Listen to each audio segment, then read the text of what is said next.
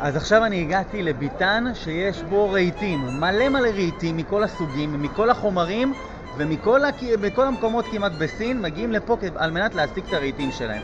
אני אספר לכם סוד, אני גם מוכר כמה וכמה סוגי של רהיטים. כשאני בוחר את הרהיטים שלי, אני בוחר רהיטים בסגנון של איקאה, שהלקוח מרכיב את זה בעצמו. ולמה אני עושה את זה? כי ככה אפשר להכניס כמויות מאוד גדולות של יחידות מוצר לתוך מכולה אחת. ואז ככל שאני מכניס יותר יחידות מוצר לתוך מכולה אחת, ככה אני חוסך במחיר ההובלה ויכול למכור אותו במחיר יותר זול. זה הסיבה, וככה הביתן הזה נראה.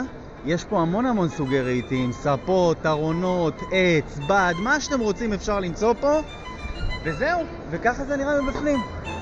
אז אם אתם מתעניינים תדברו איתי, בהמשך אני גם אגיע לביתן של הספק שלי שאני רוכש ממנו את המוצרים שלי. אני אחכה לכם כאן ועד אז שיהיה אחלה יום לכולם.